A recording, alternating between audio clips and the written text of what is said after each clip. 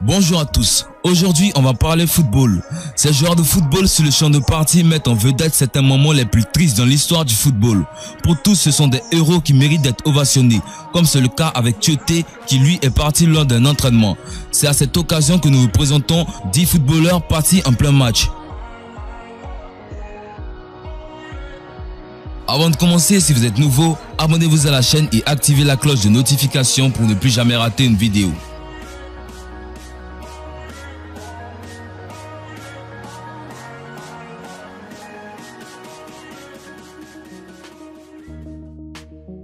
Albert Ebossé Bojangou. Il part au début de la saison suivante dans des circonstances faisant toujours l'objet d'une enquête après une défaite de son équipe. Ces événements se déroulent à la fin d'un match de championnat algérien entre la JS Kabylie et l'USM Alger après avoir reçu sur la carotide une pierre jetée dans les tribunes et a succombé à ses blessures quelques minutes plus tard à l'hôpital. Ils ont tout dit sauf la vérité. Alors que le regretté Albert Ebossé venait de partir ce 23 août dernier, les questions sur sa disparition n'ont pas tardé à affluer. Devant les caméras, Mohamed Cherif Hanafi, le président de la JS Kabylie, a d'abord marmonné que le Camerounais aurait glissé sur une flaque d'eau avant de succomber suite à la rupture d'un nerf de la nuque. Face aux interrogations, il a ensuite privilégié la thèse d'une crise cardiaque. Ainsi, avant de quitter le terrain, il aurait eu un malaise. En sanglots, son coéquipier Carmel Leslie a lui raconté à France Info que son ami aurait reçu 2 projectiles, le premier au poignet et le second à la tête qu'il n'a pas pu esquiver. Après quelques semaines ombrageuses où se sont succédées les versions dissociées, c'est finalement Mohamed Tami, ministre des Sports algérien, qui a livré le rapport officiel de l'enquête en septembre dernier. Le Camerounais serait bien mort à cause d'un projectile lancé depuis les tribunes du stade Tizi Ouzou où la GSK venait de s'incliner contre l'USM Alger. L'objet litigieux est identique aux objets retrouvés sur les chantiers du stade du 1er novembre 1954. Il s'agit d'une ardoise tranchante, avait expliqué le ministre avant d'infliger une lourde sanction au club Kabylie dans les matchs de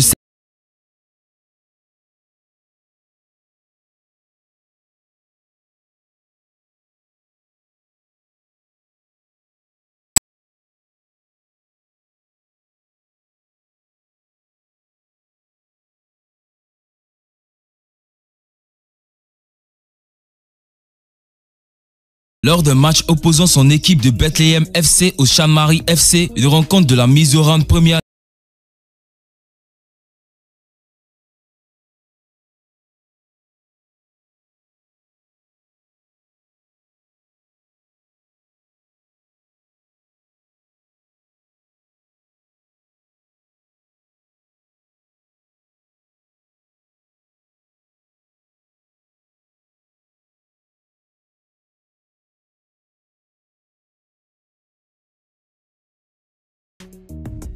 Grégory Mertens.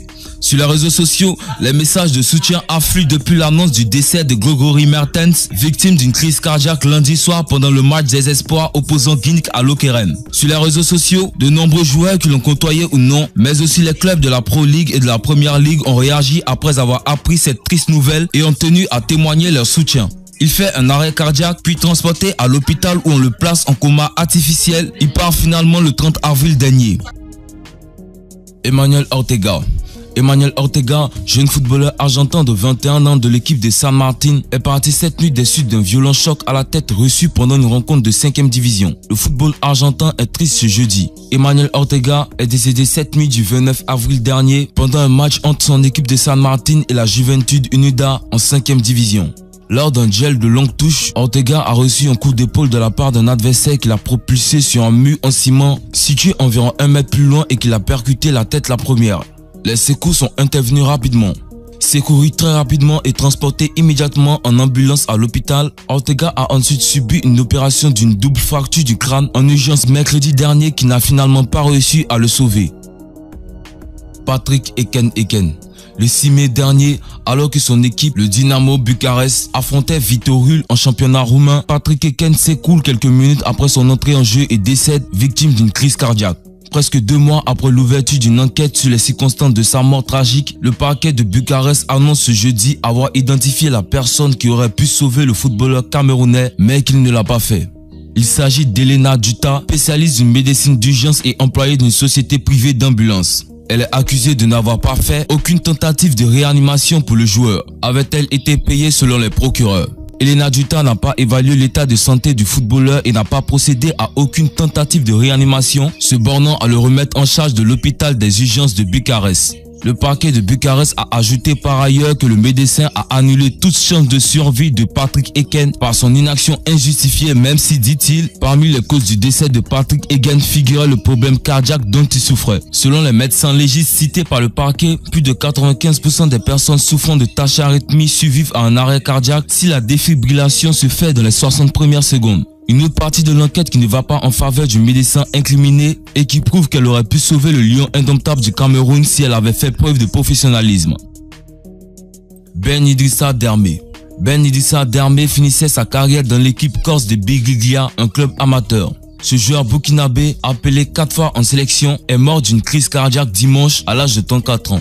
Ben Idrissa Dermé n'avait plus vraiment le niveau qui lui avait valu de porter le maillot de la sélection burkinabé à 4 reprises dans sa carrière, mais il continuait à jouer par plaisir et par envie.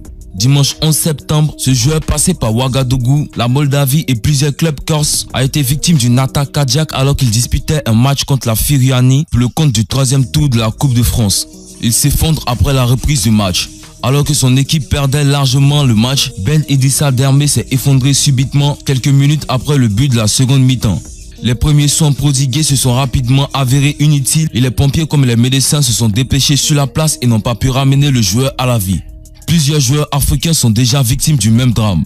Il faut donc désormais ajouter le nom de Ben Idrissa Dermé à la funeste liste des joueurs africains décédés en plein match. Cheikh Tioté. Le corps de l'international ivoirien Cheikh Tioté, mort d'un arrêt cardiaque à l'âge de 30 ans, a été rapatrié jeudi dernier. Bon nombre de ses coéquipiers de la sélection étaient présents. Je viens chercher un frère, un collègue, un ami, je ne sais pas comment exprimer ma tristesse, lâche Wilfried Bony, venu ce jeudi soir accueilli à l'aéroport d'Abidjan en compagnie d'autres internationaux ivoiriens, le corps de l'ancien coéquipier Cheikh Tioté, mort d'un arrêt cardiaque à l'âge de 30 ans. C'était le 5 juin lors d'une séance d'entraînement avec son club Beijing Entreprise. Repose en paix Cheikh, clament-il via un message écrit sur leur maillot de la salle d'attente. Parmi la vingtaine d'autres internationaux figurent Bonaventure et Salomon Kalou, Saka Tiene ou encore Kadek Keita.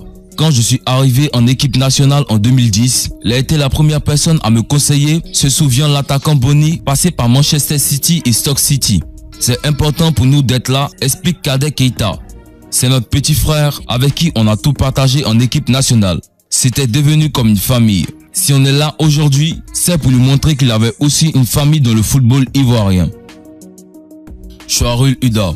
Un gardien de but indonésien décède après un choc avec un coéquipier. Le football indonésien est en deuil ce lundi après le décès la veille du gardien de but réputé Shahrul Huda à la suite d'un violent choc avec l'un de ses coéquipiers pendant un match de championnat. Shahrul Huda, 38 ans, qui jouait sous les couleurs de son club Persela dans l'est de Java, s'est effondré à la fin de la première mi-temps après un choc accidentel avec le milieu brésilien Ramon Rodriguez au cours du match dimanche après-midi face à Semen Padang. Des images de la vidéo de l'incident montrent ce père de 2 enfants se tordant de douleur au sol en se tenant la poitrine avant d'être évacué sur une civière et transporté à l'hôpital.